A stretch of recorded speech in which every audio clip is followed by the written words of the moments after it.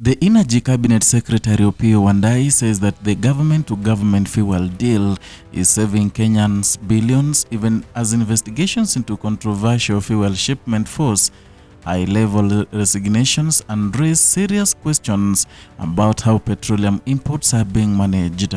The government is moving quickly to contain a growing crisis in Kenya's petroleum sector.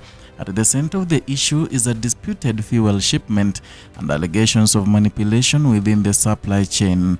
In a detailed statement issued on April 5, 2026, Energy Cabinet Secretary Opiyo Wandayi sought to reassure the country that the government-to-government or G2G fuel import system remains the most reliable and also cost-effective mechanism in place. He presented figures to support his position, and according to the ministry, the recent shipment handled outside the G2G framework came at a significantly higher cost, and invoices from the One Petroleum for fuel delivered aboard MT Paloma show a landed cost in Mombasa of nearly 199,000 shillings per metric ton, and also in contracts fuel imported under the G2G arrangement through Gulf Energy, specifically from MTFOS Mercury, was priced at just over 140,000 shillings per metric ton. That difference, according to the ministry, translates to approximately 43 shillings per litre.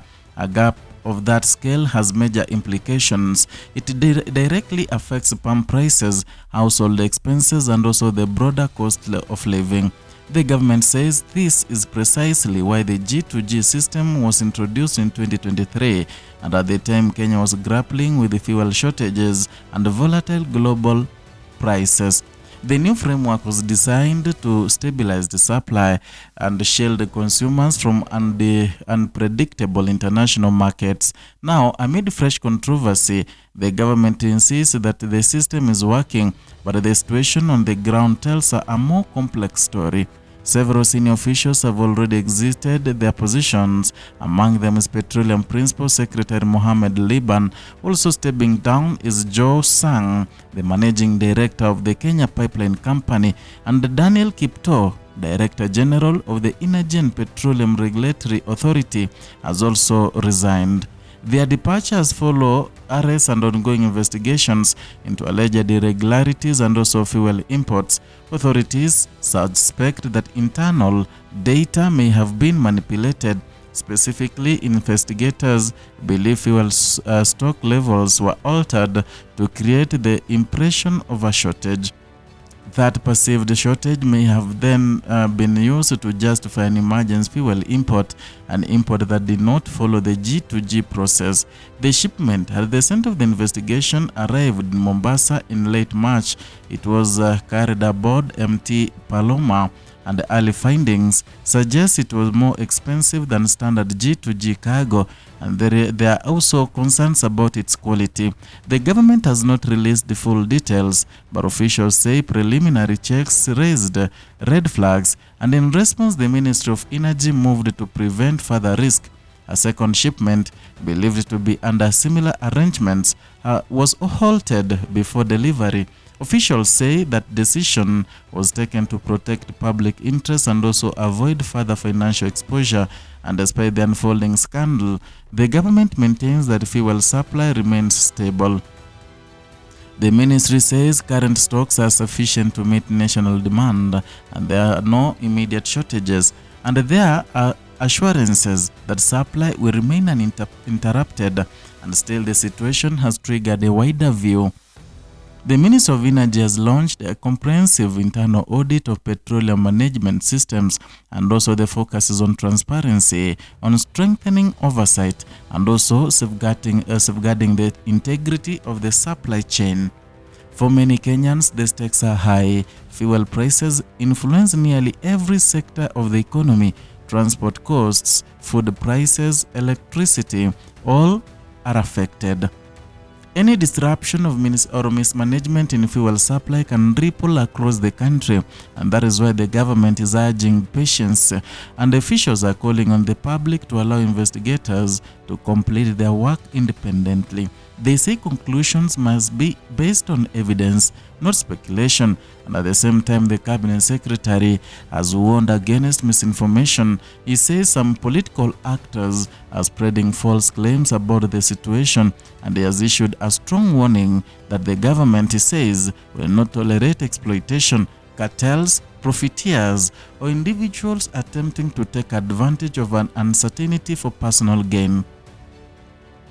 The ministry has also clarified issues around companies involved in fuel imports. It is stated that Stebex International is not among the oil marketing companies nominated under the G2G framework, and that clarification appears aimed at addressing claims circulating in public discourse. But even as the government works to restore confidence, the political temperature is rising. The former Deputy President Rigathi Gachagua has entered the debate.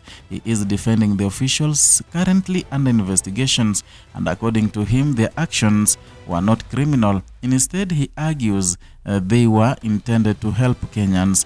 He claims the officials sourced the cheaper fuel outside the GG or the G2C system to caution consumers from rising prices.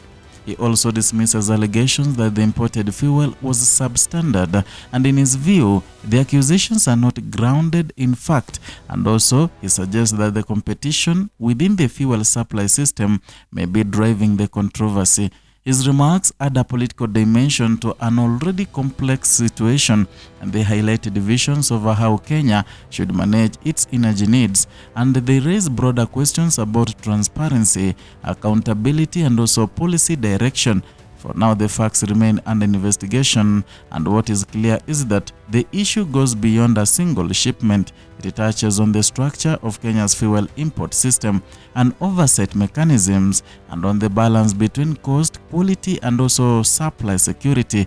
As investigations continue, the country is watching closely, and the outcome will likely shape the future policy decisions. It may also determine how Kenya navigates global energy challenges in the years ahead.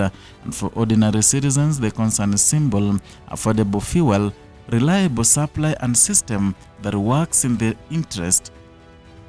The government says it is committed to delivering exactly that, but confidence will depend on what the investigations reveal and on the actions that follow. As Kenya confronts questions at the heart of the energy system, the true test will not be in the words, but in accountability and in restoring trust where it matters most. That is all for today from Kenya Lens Media, where we give you news updates as they break. And also remember, this is where we talk politics, we analyze politics. So subscribe, like, and share contents, and also hit the notification bell so that you can be receiving notifications each and every time we bring in new content.